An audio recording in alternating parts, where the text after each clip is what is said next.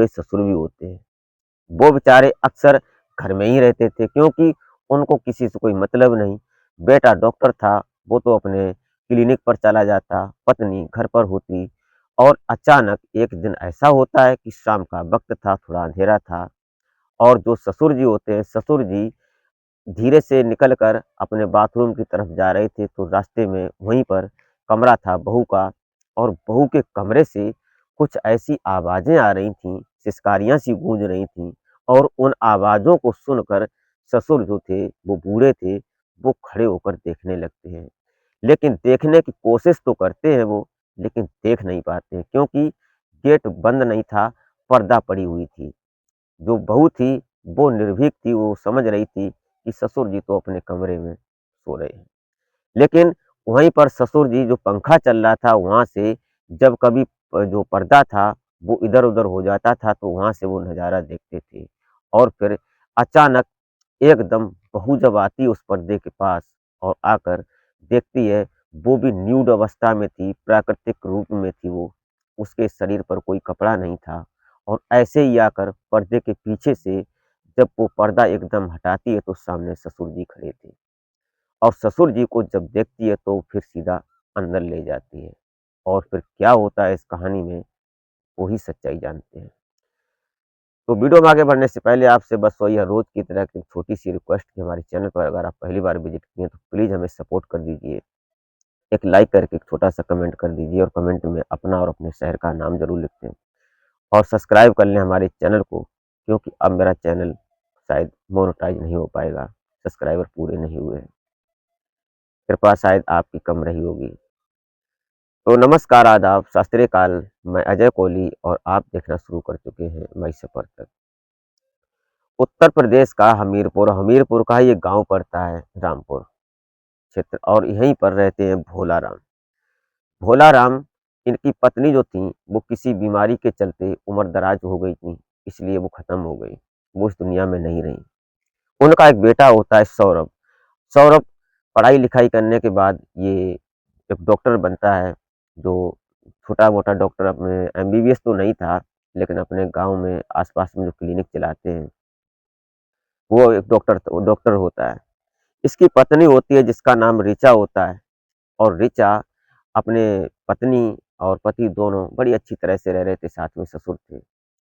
इसी बीच में इनका एक बेटा भी होता है और बच्चा लेकर जो ससुर जी होते हैं, वो बड़ा खुश रहते हैं।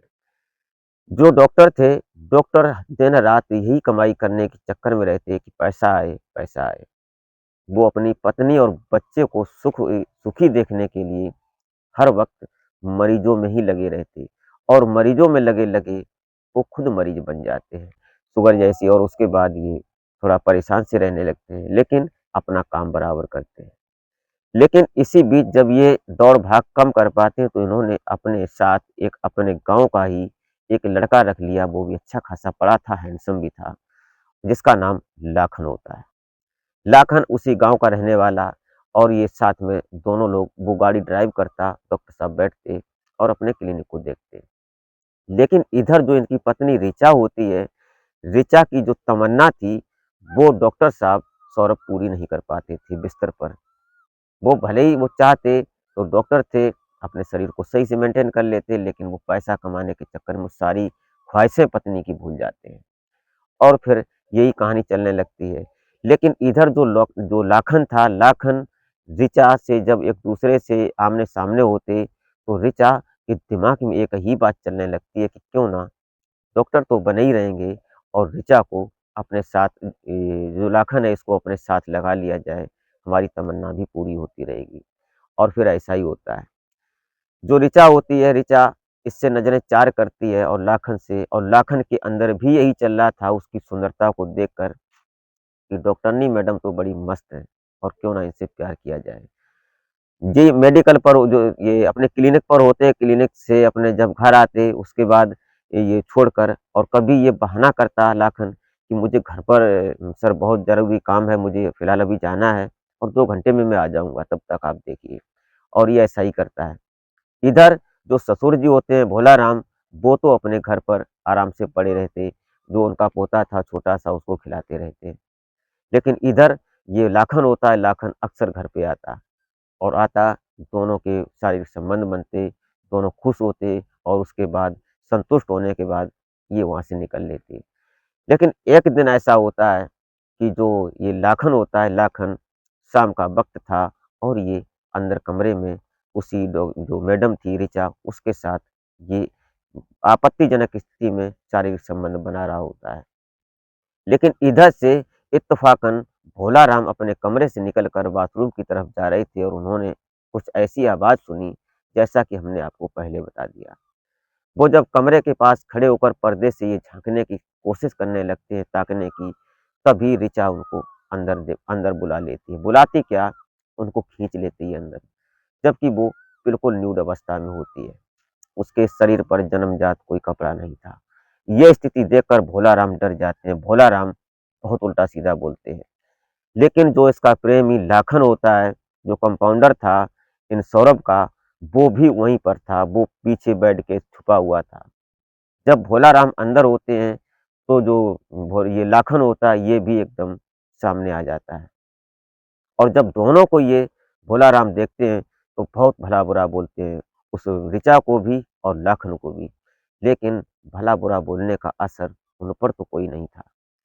दोनों ने प्लान किया तुरंत और प्लान करने के बाद जो भोलाराम को ये लाखन होता है, उठाकर बेड पर गिरा लेता है और गिराने के बाद भोलाराम को उसकी साँसें बंद करने के लिए तकिया रखता है मुँह पर और इधर से बिल्कुल न्यूड अवस्था में दोनों और जो पैर हाथ पकड़ती है ऋचा और कुछ ही वक़्त गुज़रता है, भोलाराम इस दुनिया को छोड़ देते हैं, साँसें बंद हो जाती हैं। उसके बाद इनको उठाते हैं दोनों, उठाकर सीधा कमरे में ले जाते हैं और उनको सुला देते हैं। कहानी आगे बढ़ जाती है। ये कुछ सुबह होता है तो सुबह अपने पति को फ़ोन करती है क्योंकि सौरभ उस दिन आउट ऑफ सिटी गए हुए थे, बाहर थे, इसलिए ये तो आराम से मस्त थे घर पर और दूसरे दिन फ़ोन करते हैं ये ऋचा कि ऐसे-ऐसे पिताजी को पता नहीं अटैक आया, क्या हुआ और ये चले गए। सौरभ कैसे भी करके आता है अपने घर आकर पिताजी को देखता है, पिताजी का फिर और सब जो अंतिम संस्कार होता है, रीति-रिवाज के हिसाब से अंतिम संस्कार कर दिया जाता है। लेकिन अब कहानी दूसरी शुरू होती है। ये जो पहला काँटा था उनके जो पिता का, ससुर का, वो तो निकल गया। लेकिन अब बीच में आते हैं डॉक्टर साहब, सौरभ, इनको भी तो हटाना था। इसलिए दोनों फिर प्लान करते हैं, क्योंकि एक दिन अचानक इन दोनों ने देख लिया, दोनों को देख लिया सौरभ ने कि दोनों घर पर क्यों आता है ये गौरव। इसलिए वो गाड़ी तो दे देते हैं, लेकिन वो किसी दूसरे की बाइक से आते हैं और आकर जब घर में देखते हैं, क्योंकि अब ससुर जी तो थे नहीं, तो बहू मौज-मस्ती कर रही थी और जैसे ही वो अचानक घर में आते हैं, तो अंदर का नज़ारा देखकर सौरभ के पैरों तले ज़मीन खिसक जाती है। बस यहीं से उनको ये शक हो जाता है कि हो ना हो हमारे पिता को भी हमारी पत्नी ने ही मरवाया हो। बस वो तुरंत उनको डाँटते हैं, लेकिन दोनों पैरों में गिर जाते हैं, ऋचा और लाखन दोनों गिड़गिड़ाते हैं कि मुझसे गलती हो गई, आइंदा ऐसी कभी गलती नहीं करूँगा। लेकिन वो दयालु व्यक्ति, उसने मना कर दिया, चलो कोई बात नहीं, मान गया। सौरभ मान जाता है, उसके बाद वो फिर दिनचर्या हर रोज़ की तरह होने लगती है। लेकिन सौरभ ने आज इस जो लाखन था इसको घर से निकाल दिया और नौकरी से भी निकाल दिया और बोल दिया कि अब सिटी में यहाँ दोबारा दिख मत जाना, वो यहाँ नहीं रहता है। लेकिन दोनों की फ़ोन पर बात होती रहती थी, लाखन और ऋचा की। प्लान हो रहा था कि सौरभ को कैसे निकाला जाए, कैसे मारा जाए और यही सब चल रहा था। एक दिन प्लान होता है और प्लान करते-करते 11 दिसंबर 2025 को इनका प्लान कन्फर्म हो जाता है और इन्होंने जो अपने पति को ये ऋचा ने प्लान के मुताबिक जो इसका प्रेमी था लाखन, जो इस घर का कंपाउंडर था डॉक्टर साहब का, उसने 2 लाख रुपए में 2 लड़के जो छटे हुए बदमाश थे उनको हायर किया और वो सामने से बाइक से आते हैं, बाइक से आने के बाद इनकी गाड़ी के सामने लगाते हैं। जैसे ही डॉक्टर साहब निकलते हैं गाड़ी से बाहर, दनादन 2 गोलियाँ मार देते हैं। ये वहीं पर ढेर हो जाते हैं। लेकिन यहीं पर शक हो जाती है उनके और रिश्तेदारों को और पड़ोसियों को कि इनकी पत्नी जो थी वो शायद वो सही नहीं थी। यहीं पर पुलिस आती है, पुलिस इन्वेस्टिगेशन करती है, जो कि इनके सौरभ का जो फ़ोन नंबर था उसकी डिटेल्स निकाली जाती है, लोकेशन निकाली जाती है। तो यहाँ पर देखा जाता है कि इनकी किसी से कोई बात नहीं हुई थी। लेकिन पत्नी से जब पूछा जाता है, पत्नी का रो-रो कर बुरा हाल था, लेकिन वही पत्नी जो घड़ियाली आँसू रो रही थी, दिखा रही थी। उसके बाद यहाँ पर जो पत्नी से पूछा जाता है, पुलिस बोलती है कि मैं तो यहाँ पर थी ही नहीं। जो पत्नी का प्रेमी होता है लाखन, लोगों के माध्यम से पता चलता है कि इसका एक प्रेमी है लाखन, जो कंपाउंडर था, उसका बवाल हुआ था। उसको जब ढूँढा जाता है तो बोलता है कि मेरा इससे कोई लेना-देना नहीं। मैं बहुत पहले इन्होंने मुझे निकाल दिया था, मैं यहाँ पर आता भी नहीं था। लेकिन पुलिस ने जब इस लाखन का जो फ़ोन था उसको लोकेशन पर देखा, उसकी लोकेशन डिटेक्टिविटी की उसमें, तो पता चला कि लाखन भी उस वक़्त यहाँ पर मौजूद था, जिस वक़्त डॉक्टर की हत्या हुई है। बस लोखन लाखन को भी धर लिया जाता है और ऋचा को भी धर लिया जाता है। इन दोनों को थाने में ले जाकर इनसे पूछताछ की जाती है और पूछताछ में जो ऋचा होती है, ऋचा सारी बात घुमाती रहती है इधर-उधर, क्योंकि वो महिला थी, लेकिन महिला थी तो क्या हुआ, कानून तो सब पर लागू करता है। ऐसा है जो लोग अ, अपने आप से गुनाह करते हैं और गुनहगार हमेशा इतना अक्लमंद बनता है कि वो सोचता है कि कानून तो बेवकूफ़ है, लेकिन कानून, कानून होता है। ये शायद वो नहीं समझ पाते हैं। कोई भी गुनहगार कि मैं जो कर रहा हूँ, शायद नहीं जान पाएँगे और बस ऐसा ही होता है। पुलिस कड़ाई से पूछताछ करती है और फिर दोनों को दोनों अपना गुनाह कबूल करते हैं, गुनाह ही कबूल नहीं करते। जो भोला राम इसके ससुर थे, उनको मारा था, उनका भी ये कबूलनामा स्वीकार करते हैं और फिर दोनों के कत्ल के जुर्म में सलाखों के पीछे पहुँचा दिया जाता है।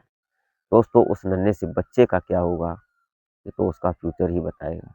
लेकिन डॉक्टर साहब उस बच्चे के पीछे बहुत बड़ी प्रॉपर्टी छोड़ कर गए और जो उनके रिश्तेदार थे, अगर वो ईमान से चाहेंगे बच्चे को बहुत कुछ मिल सकता है, लेकिन कानून है उस बच्चे के लिए। दोस्तों, इस तरह से ज़रा-सी हवस के चक्कर में, अपने शरीर की भूख को मिटाने के चक्कर में, हँसता-खेलता परिवार, अच्छा डॉक्टर पति और दुनिया से उठा दिया। ऐसा भी होता है, ऐसी भी महिलाएँ, ऐसी भी पत्नियाँ हैं। दोस्तों, इसीलिए आप सजग रहें, जागरूक रहें, अपना और अपनों का बेहतर तरीके से ख्याल रखें। मिलते हैं फिर नेक्स्ट वीडियो में, तब तक के लिए जय हिंद।